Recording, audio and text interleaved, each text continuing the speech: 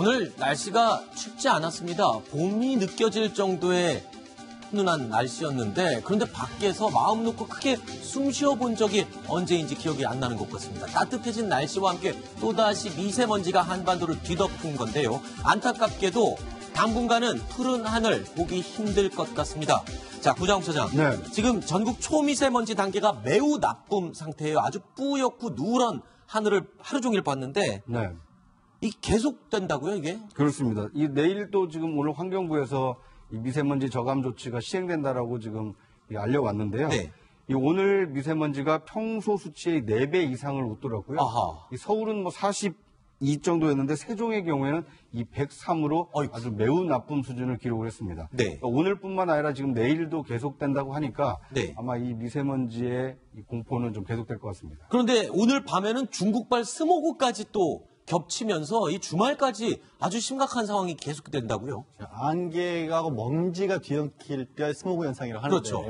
중국에서 먼지가 더 들어온다는 거예요. 아이고. 근데 그 와중에 하강기류라서 공기를 꾹 누르고 있답니다. 그러니까 네. 이게 빠져나가지 못한 채 갇혀 있는데 중국에서 오는 것만 계속해서 유입되는 그런 현상이다 보니까 네. 쓸려 나가지가 않아요. 환기가 안 되는 거예요. 쉽게 말씀드려서. 네.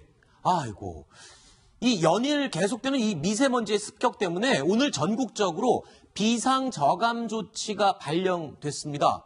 특별법 시행 이후 처음인데요. 지난 2월 15일부터 이제 시행이 된 겁니다. 근데 말이 좀 어렵습니다. 비상저감 조치, 뭐 어떤 조치입니까?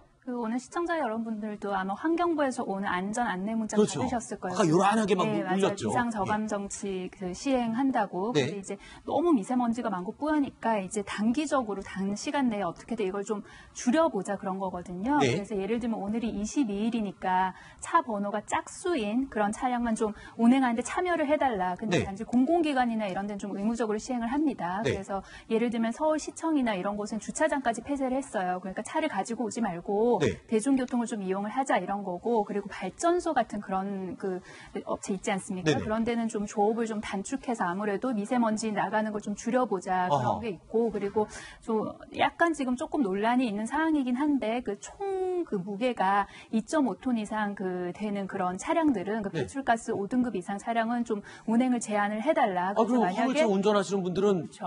네. 그날 영업을 못 하잖아요. 제한을 해달라. 아이고. 그리고 운행하는 경우는 지금 좀 과태료도 부과하는 그런 게 있거든요. 아. 그래서 이런 노력들을 해서 단기간에 우리가 조금이라도 좀 줄여보자, 숨 좀 쉬어보자. 네. 그런 게 비상저감 조치입니다. 물론 우리 이 같이 모든 국민들이 좀 숨 쉴 수 있도록 할 수 있는 비상 조치이기 때문에 모두가 좀 따라야 되는 거는 맞습니다만 아까 잠깐 언급된 것처럼 이 화물 기사님들은 생업과 연관되어 있는 부분도 있고 그래서 이게 좀 더 널리 좀 인지되고 홍보가 됐으면 하는데 아직까지 사람들이 많이 인지를 못하고 있는 것 같아요. 주변에 보니까. 시행한 지가 얼마 안 되기 때문에 그렇죠. 아직 제대로 체감하기는 좀 어렵고요.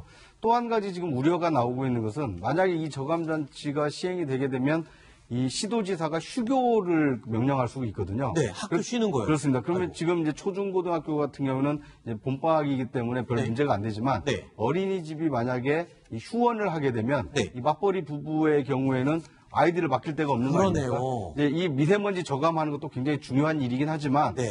그러면 이 맞벌이 부모들은 어린이를 어떻게 맡기라는 거냐 그러네요. 이런 볼멘 소리가 나오고 있는 것도 이게 뭐 단순히 먼지 줄이자라는 조치가 아니라 복잡하게 엉켜 있는 사회 문제가 되겠군요, 또. 그렇기 때문에 아무래도 이제 정책 담당자들의 솔선수범이 굉장히 중요한데 네. 오늘 그 공직자들 재산을 공개를 했어요. 네. 그게 조명래 환경부 장관을 보니까 네. 그 디젤 차량을 갖고 계시더라고요. 그러니까 디젤 차 갖고 있으면 안 됩니까? 왜? 아니 그 디젤 차량이라는 게 지금 이 그 미세먼지가 굉장히 문제가 돼서 최근에 서울시장은 그 관용차를 디젤 차량에서 일반 전기차로 바꿨습니다. 이제 그런 걸 비춰보면 뭔가 그래도 환경부가 지금 가장 앞장서는 부서 아니겠습니까? 네네. 디젤 차량 이렇게 하면은 운행을 못하게 하면 예. 그러면 좀 환경부 장관이 앞장서 본인의 물론 사적인 용도의 차지만 네. 물론 아들이 탄다고 하지만 네. 그래도 디젤차 말고 다른 걸 운행하는 것들이 오히려 하이브리드라든가 뭐 이런 할 텐데 걸로요. 그래서 오늘 뭐 공개된 그 중에서 보면 디젤 차를 이렇게 신고를 해서 네. 좀 공직자들이 좀 이런 문제에서 좀 앞장서는 게 필요하지 않을까라는 또 지적을 좀 하고 싶습니다. 자, 이 미세먼지 때문에요. 정말 웃지 못할 상황에 이 포착된 사진이 있습니다. 그러니까 이 고궁에 가면은 저렇게 한복 빌려서 입는 분들 많잖아요. 관광객들. 그런데 이게 미세먼지 때문에 방독면을 쓰고 저렇게 왕용포를 입은 채로 방독면을 쓴 저런 웃지 못할 장면들도 주변에서 목격이 되고 있습니다. 그러니까 저것은 되게 한 관광 서울에는 굉장히 저해되는 일입니다. 그렇죠. 서울에 저거 보면 서울에 가면 서울엔 저렇게 하고 다녀야 된다고 오인될 수 있는 네. 모습이기도 한데 그만큼 또 미세먼지가 심각하다는 점을 좀 보여드리는 사진인 것 같아서 저희가 잠깐 마지막으로 준비를 해봤습니다.